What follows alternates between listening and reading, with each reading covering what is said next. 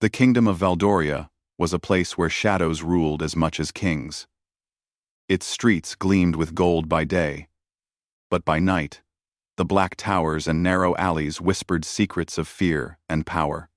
At the center of it all sat King Alaric, known across the lands as the Alpha King.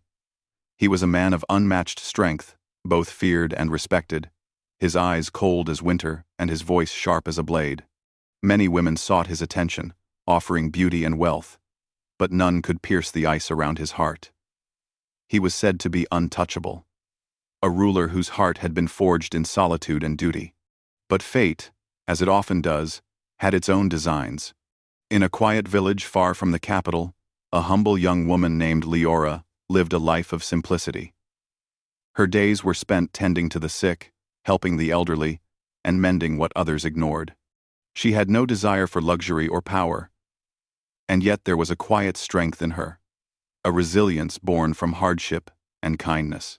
Rumors whispered that she carried a strange mark on her hand, a sigil that glimmered faintly in moonlight. Many believed it was a sign of destiny, though none could say what fate it foretold. One crisp morning, Leora found herself summoned to the capital. She did not understand why. The letter was curt and formal, sealed with the royal insignia. Still, she obeyed, knowing she could not refuse. The journey was long, across forests and rivers, past mountains whose peaks seemed to touch the sky, and as she approached Valdoria, she could feel the weight of something greater than herself pressing against her heart, a sense that her life was about to change forever. The palace rose before her, a fortress of black stone crowned with silver spires. Guards in gleaming armor patrolled the walls, their eyes sharp, their hands never far from their swords. Leora's heart beat faster. Not from fear, but from a strange anticipation. She had helped many, but she had never stood before a king. Inside, King Alaric sat upon his throne, draped in a cloak of midnight blue. The throne room was vast, its walls adorned with banners and tapestries that told stories of conquest and glory. Alaric's gaze swept over those present with cold precision, and for a moment, the room seemed to hold its breath. When he first saw Leora enter, carrying nothing but a satchel and her quiet dignity, something flickered in his eyes, something he had not felt in years. She bowed deeply, her hands folded respectfully, and spoke in a voice clear and steady. "Your Majesty, I come at the summons of your court. I am Leora of Eldon Village." Alaric studied her, noting her unadorned appearance, her calm posture, the way she did not shrink before him like the others. "You are far from home, girl," he said, his voice low, like distant thunder. "I do not wish to tremble, Your Majesty," Leora replied, meeting his gaze without fear. "I have traveled as you commanded." A faint smile brushed Alaric's lips, though it did not reach his eyes. Most would have knelt, cried, or offered flattery. Leora had done neither. This intrigued him, though he would never admit it aloud. The following days were a mixture of tension and curiosity.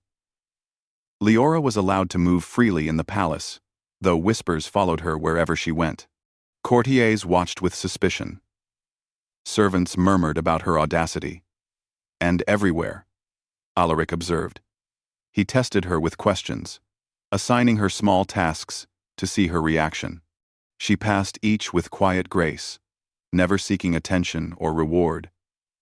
And with each passing day, the cold walls around Alaric's heart began to show the tiniest cracks. Yet the kingdom itself was not at peace.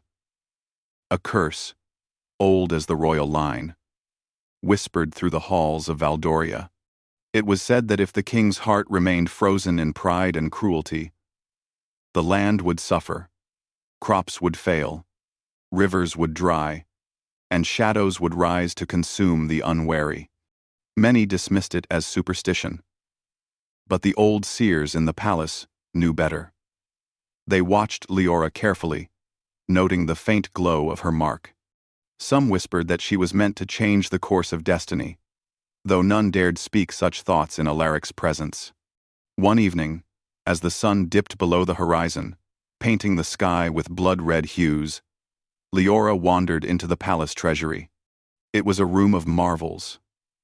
Gold coins piled high, jewels that sparkled like captured stars, and artifacts older than memory. Drawn to a small, curious object, she reached out.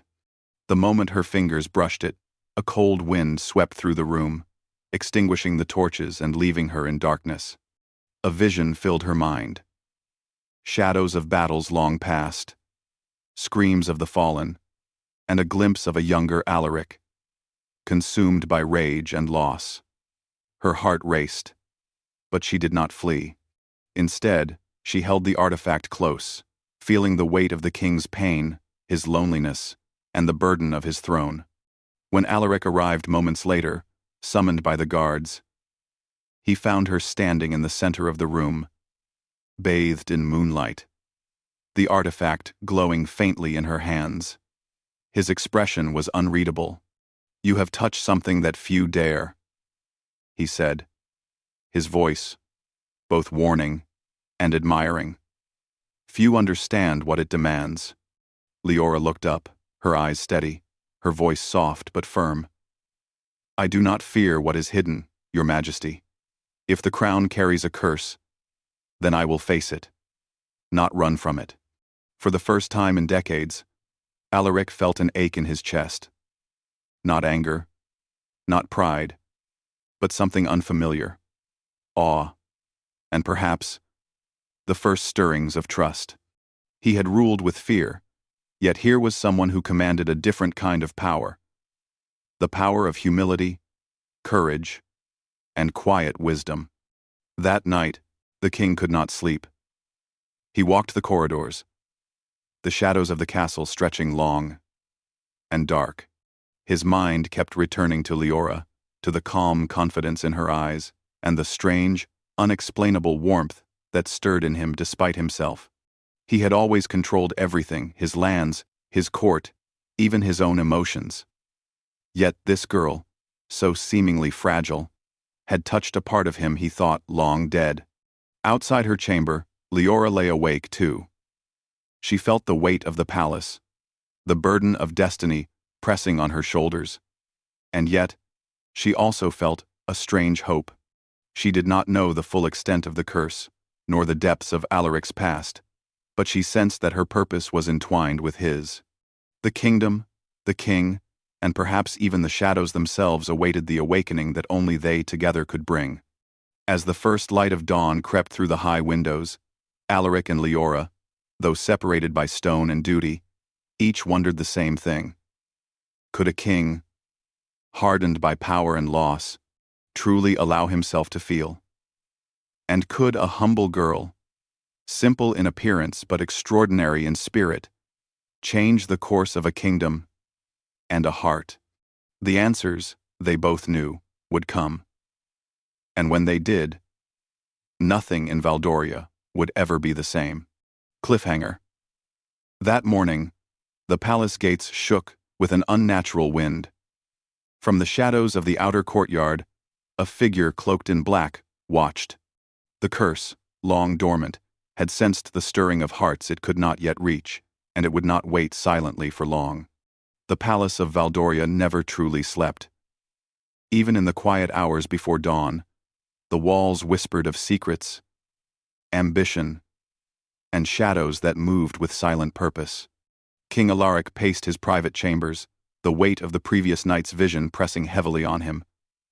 He had always believed in control over his throne, his kingdom, even his own heart. But something about the humble girl, Leora, unsettled him. Her courage, her simplicity, the quiet strength in her eyes. It was as if she saw through the layers of ice he had built around himself. Meanwhile, Leora awoke with a start.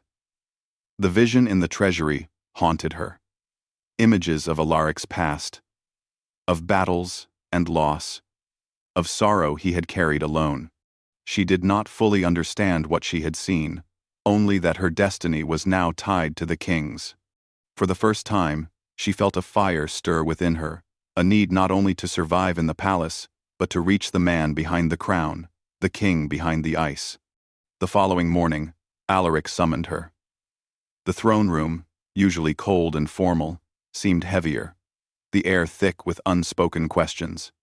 Leora stood before him, her posture calm but alert, ready for whatever test he might impose. "You have seen more than most in your short time here," Alaric began, his voice low and measured. "And yet, you remain. Unafraid. Tell me, girl, what is it that gives you such courage?" Leora did not hesitate. "I do what is right, Your Majesty. Fear does not guide me. I have faced hunger, illness, and loss in my village. I have learned that courage is not the absence of fear, but the choice to act despite it."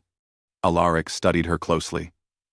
Her words were honest, devoid of flattery or hidden motives. Most who came before him would have bowed, begged, or schemed. Leora had done none of these. And in her defiance, he felt something he had not known in years: respect.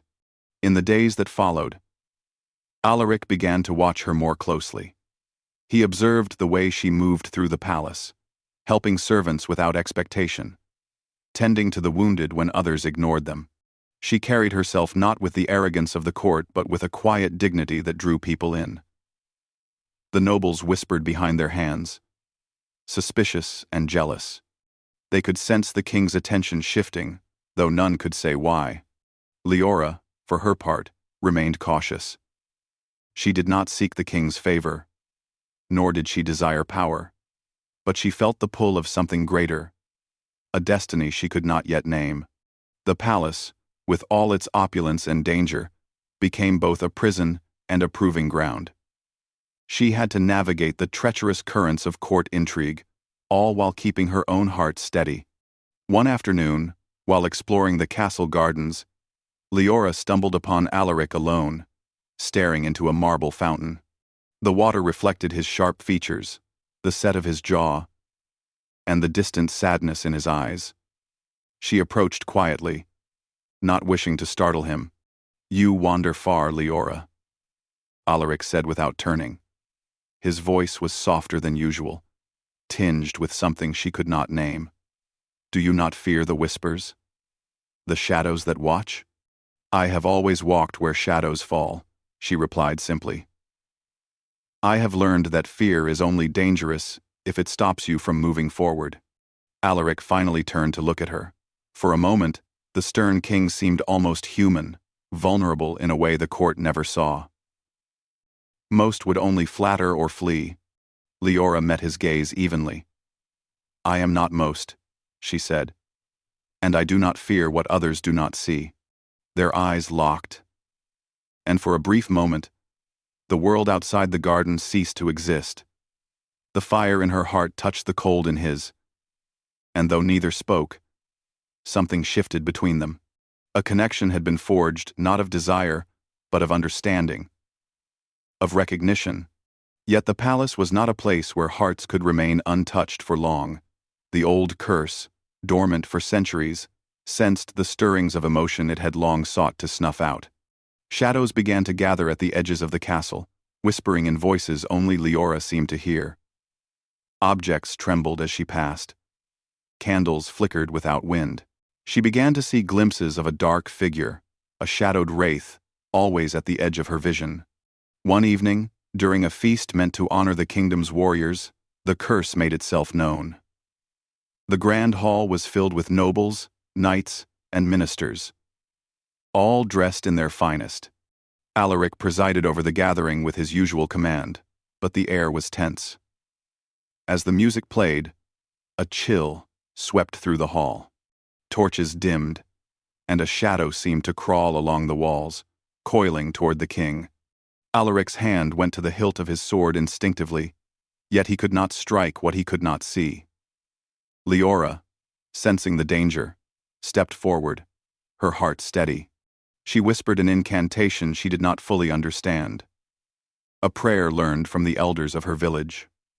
The shadow hesitated, recoiling at the strength of her will. The nobles gasped, some stepping back in fear. Alaric's eyes widened not at her power, but at her fearlessness. He had faced armies, storms, and treachery, but never a courage like hers. For the first time, he felt his own power tested not by blade or magic, but by a human heart. After the shadow vanished, Alaric walked toward her, his steps deliberate, measured. He reached out, lightly brushing her arm, as if to confirm she was truly there. "You saved me," he said, his voice low, almost a whisper. Leora looked up, meeting his gaze without flinching. "I only do what I must," she said, "and I believe the heart can be stronger than any curse, if it is willing to fight." The king remained silent for a long moment, his eyes studying hers. He had always ruled through fear, through strength, through control. And yet, he felt a strange pull, a stirring he had not known in years. Leora's presence ignited something within him, a longing, a curiosity, a need to protect that was both terrifying and exhilarating. Days passed, and the tension between them grew. Alaric found himself seeking her out, asking her opinions, testing her insight. Leora, though careful, began to understand the man behind the crown, the lonely, burdened soul who had never allowed himself to be touched by trust or affection. In small ways, they began to influence each other. He softened, just slightly. In moments, she was near. She grew more confident in navigating the treacherous palace, guided by his subtle approval. But the curse was patient, and it waited. It sensed the growing bond, the thawing of the king's heart, and it would not allow such a shift without consequence. One night, as Leora walked the palace corridors, she saw the wraith again, more distinct, more menacing. Its form was dark, with eyes like coals, and it moved with a predatory grace. It whispered her name, calling her closer to danger, warning her that the bond she had formed with the king could bring destruction. When she returned to her chamber, her hands still trembling, Alaric was there, waiting. "You seem troubled," he said, his voice softer than usual, carrying a weight of concern that few had ever heard. "I saw it again," she admitted, her voice low. "The shadow. It is watching." Alaric's expression darkened. He took her hand gently, holding it between his own. "Then we face it together," he said. "No curse, no shadow, no power in this kingdom will divide us." Their hands lingered, a silent promise passing between them. For the first time, the Alpha King allowed himself to feel not just respect or admiration, but a flicker of something deeper, something dangerous and beautiful. And for the first time, Leora felt that her destiny was not only to change the kingdom but to awaken a man long frozen in ice. Cliffhanger. As they stood together in the moonlit corridor, the palace trembled. From the shadows, the wraith emerged fully for the first time, its eyes blazing with dark intent. It circled them, whispering threats of doom, as if to remind them that the fire between the king and the humble Omega had not gone unnoticed, and that love itself could be the most dangerous magic of all. The days following the wraith's appearance were tense, even for a king accustomed to command. King Alaric walked the halls of his palace with a new awareness, his eyes constantly scanning shadows that seemed thicker, darker than before. The court whispered about the strange occurrences, torches flickering, strange noises, objects moving on their own, but none dared speak openly. Fear had long kept the nobles silent. But now, even fear could not contain the growing unease. Leora felt the weight of the curse pressing closer. She moved carefully through the palace, sensing the wraith's presence in every corner. Her mark glimmered faintly, as if responding to the danger, reminding her that she was entwined with Alaric's fate in ways she did not yet fully understand. The bond between them had grown stronger, subtle yet undeniable, and with each day she spent near him, she felt a courage that was both frightening and exhilarating. Alaric, too, felt the shift within himself. The king, who had ruled with ice and strength, now found his thoughts lingering on her, his heart quickening in ways he could not control. He had always believed that emotion was a weakness, that attachment would lead to betrayal or distraction. And yet, Leora's presence challenged everything he had ever known. She was fearless, honest, and unyielding, not a threat to his power, but a mirror to his own vulnerabilities. One evening, Alaric summoned Leora to the tower gardens. The sky above was painted with streaks of violet and gold as the sun set beyond the mountains. He stood silently among the fragrant blossoms, the air heavy with the scent of night-blooming flowers. Leora approached, her steps measured, aware of the tension in the space between them. "You have changed the way I see this kingdom," Alaric said, his voice low, almost hesitant, "and perhaps even the way I see myself." Leora's gaze softened. "I see the man behind the crown," she said, "the man who has carried burdens alone for too long. You do not need to bear them by yourself anymore." Alaric's jaw tightened. He wanted to speak, to argue, to assert control, but the words faltered on his tongue. He had spent his life commanding obedience. Yet here was a woman who required nothing, who gave nothing but truth and courage, and somehow, that made him feel exposed, vulnerable, alive. Their conversation was interrupted by a sudden chill. The wraith had returned, more powerful than before, feeding on fear and hesitation. It appeared at the far end of the garden, its shadow stretching unnaturally across the stone path. Alaric reached for his sword instinctively, but Leora stepped forward, her mark glowing brighter. "The curse can be resisted," she said, her voice steady. "But it will not be easy. It feeds on doubt, on fear, on the walls you build around your heart." Alaric's eyes darkened. He had always thought that strength was measured in steel and command. Yet here, in the presence of a shadow born of magic and malice, he realized that the true test was different. It required something he had denied himself for decades: trust, courage, and the willingness to open his heart.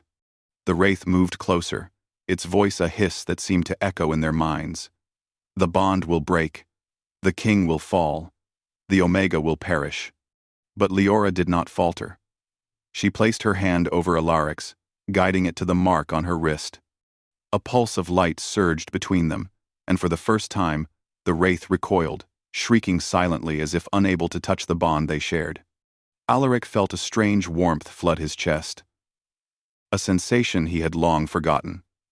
Hope, connection, and the promise of something beyond power and fear.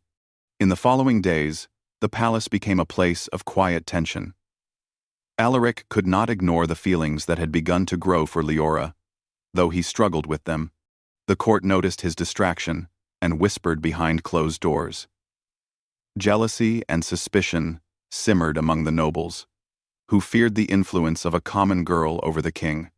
Some plotted to remove her, to reclaim the balance of power. But they underestimated the strength of her presence. Meanwhile, Leora learned more about the curse and its origins. It had been placed on the royal bloodline centuries ago by a sorceress who had been wronged. A magic born of vengeance and sorrow. The curse demanded that the king remain unyielding, unfeeling, and unbroken, lest the kingdom itself fall into shadow. Yet the bond between her and Alaric was the key to its undoing, a bond built on courage, trust, and love. One night, as the moon rose high and cast silver light over the palace, Alaric entered Leora's chamber unannounced. The air between them was charged, a tension that neither could deny. He did not speak at first, only studied her, as if trying to memorize the courage and simplicity she carried so naturally. "I have never met anyone like you," he said finally. "No one has ever seen me." Seen me. Leora met his gaze steadily. "I see you because you allow me to," she said. "You do not need to hide behind fear or pride with me." Alaric felt his chest tighten. The words were dangerous, exposing emotions he had long kept buried. He had ruled kingdoms, defeated enemies, and conquered fear. Yet now, he faced something far more challenging: the truth of his own heart. Before either could speak further, a loud crash echoed through the halls. The wraith had breached the inner chambers, seeking to strike while their defenses were weakest. Alaric drew his sword, but he realized that this battle required more than steel. He needed to trust Leora, to act together, to confront the curse as a united force rather than isolated individuals. Together, they confronted the shadow in the grand hall. The wraith moved with unnatural speed, its form shifting like smoke. Alaric struck at it with his sword, but the blade passed through darkness as if it were air. Leora placed her hand over the king's arm, guiding his movements, her mark glowing brighter with each motion. "Trust me," she said. "We are stronger together." Alaric nodded, feeling the warmth of her hand, the pulse of her courage. For the first time, he allowed himself to let go of fear, of control, of the cold armor around his heart. The bond between them flared, a light that pierced the darkness. The wraith screamed, its form unraveling as the force of their connection pushed it back into the shadows from which it came. When the danger passed, Alaric and Leora stood together, breathing heavily. The palace was quiet once more, but the tension remained. The unspoken truth between them heavier than ever. Alaric reached for her hand, holding it carefully, almost reverently. "You saved me again," he said, his voice quieter now, almost vulnerable. "And I—" He hesitated, unsure how to complete the thought. "I do not know if I can ever repay you." "You do not need to," Leora replied softly. "We face this together, and that is enough."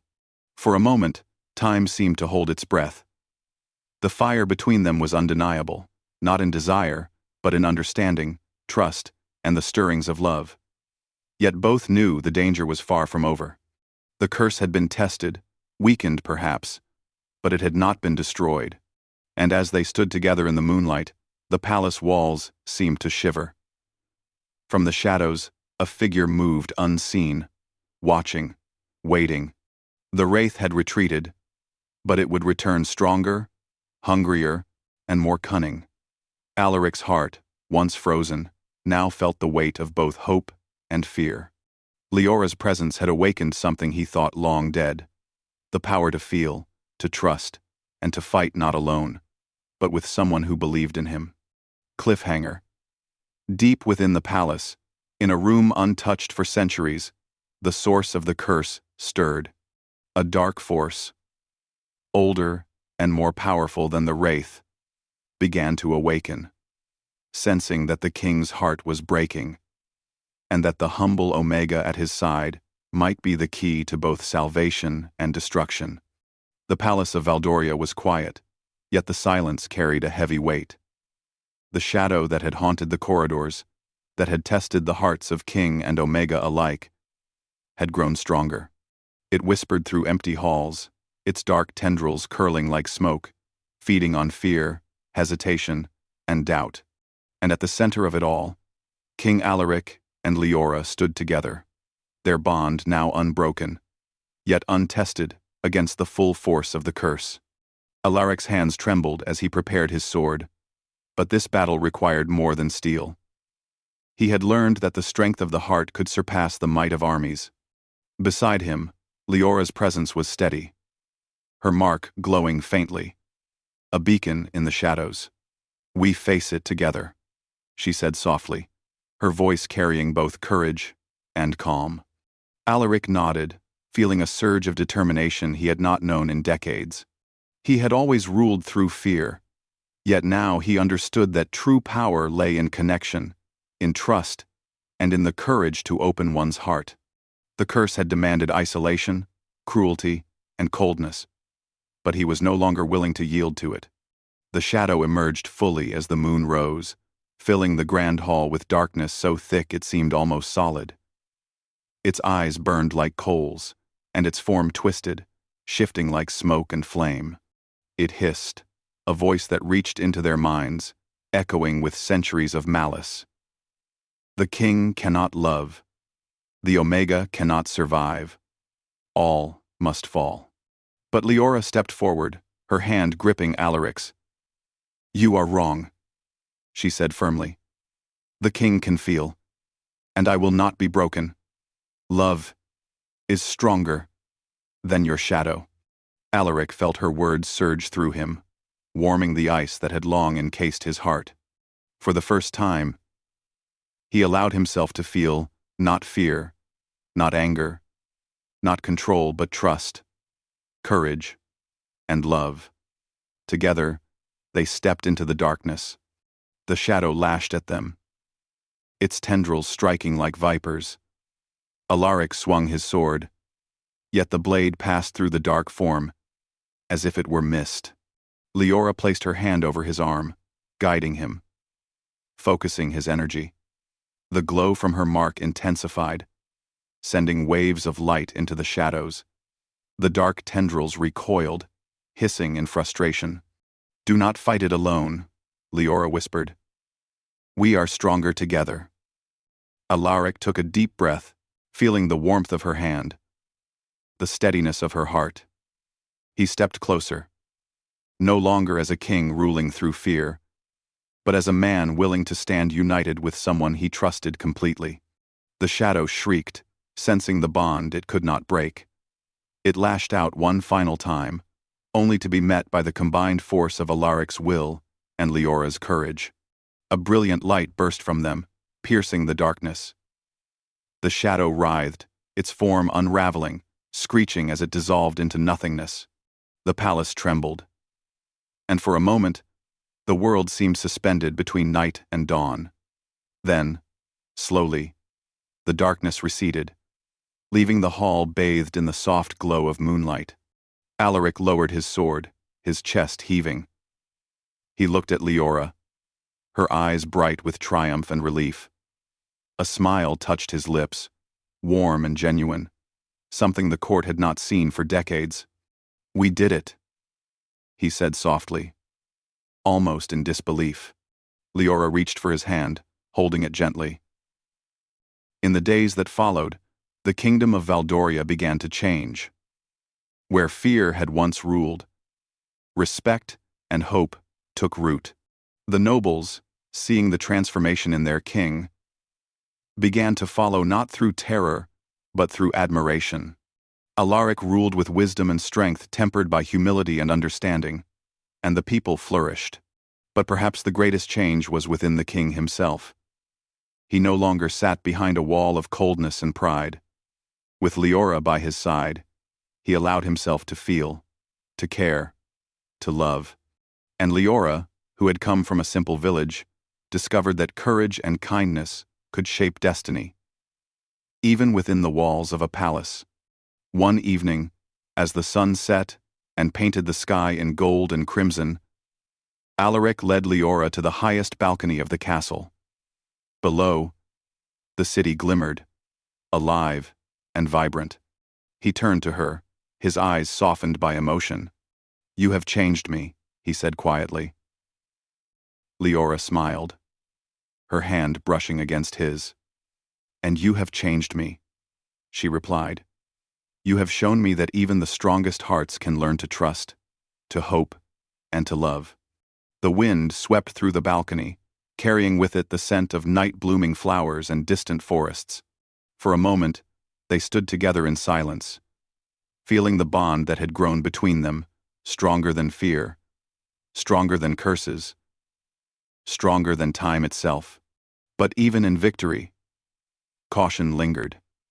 The curse had been defeated, yet its origin remained a mystery, a reminder that the balance of light and darkness was never permanent.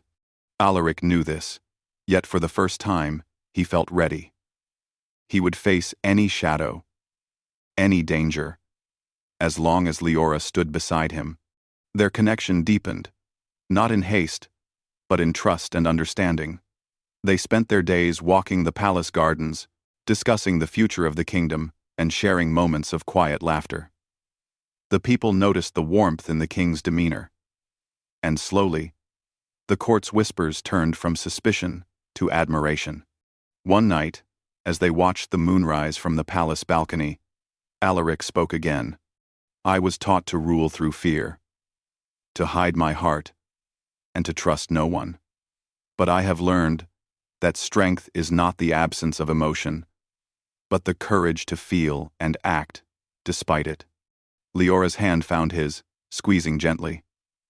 "And love, true love, is the greatest strength of all," she said. Alaric smiled, a rare and genuine smile. "Yes, love." The palace no longer felt like a place of shadows. The walls seemed warmer, the halls alive with quiet hope. Even the servants moved with lighter steps. And the people of Valdoria began to speak of their king not as a figure of fear, but as a symbol of courage and redemption. Yet, as they stood together, gazing at the horizon, a faint whisper lingered in the air, a reminder that darkness, though defeated, could return. But for now, the shadows had been held at bay, and the light of trust, courage, and love shone brightly. Alaric and Leora turned to each other, hands entwined, hearts aligned. The Alpha King, once cold and untouchable, had learned to feel. The humble Omega, once bound by simplicity and destiny, had become the force that awakened him. Together, they were stronger than any curse, any shadow, any force that might rise against them. And in the quiet of the night, under the silver light of the moon, the kingdom slept peacefully, unaware that its future rested in the bond between a king and a girl who had dared to trust him.